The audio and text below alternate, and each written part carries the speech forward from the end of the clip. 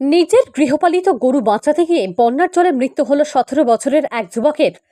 একমাত্র উপার্জনকারী পরিবারের এই যুবকের মৃত্যুর পর গোটা পরিবার অসহায় হয়ে পড়েছে। জানা গেছে কাছাড়ের বরখোলা সমষ্টির অন্তর্গত বদরপুর মাছিমপুর দ্বীপের প্রয়াত মোকাব্বির আলী লস্করের পুত্র নাজির হোসেন লস্কর নিজের গরু জলাশয় থেকে বাঁচাতে গিয়ে ঘটনাস্থলেই মৃত্যু হয় তার। স্থানীয় জনগণ তাকে উদ্ধারে নামলেও শেষ রক্ষা হয়নি। সঙ্গে সঙ্গে খবর দেওয়া হয় বরখোলা থানায়। খবর পেয়ে পুলিশ ঘটনাস্থলে উপস্থিত হয়। মৃতদেহ উদ্ধার করে ময়নাতদন্তের জন্য শিলচর মেডিকেল কলেজে প্রেরণ করে।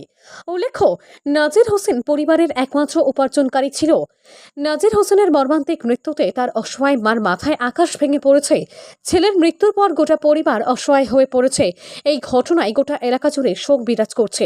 এলাকাবাসী সরকারি সহায়তা পাইয়ে দিতে বরখোলার বিধায়ক মিসবাহুল ইসলাম লস্করের হস্তক্ষেপ কামনা করেছেন। 17 বছর মান হয়ে যাব স্যার, 17 ইয়ার্স হয়ে যাব স্যার।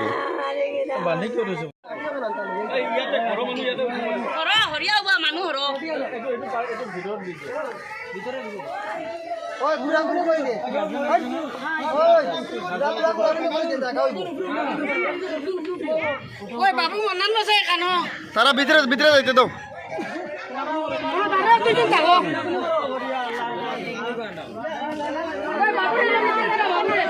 বাবু এখন যাও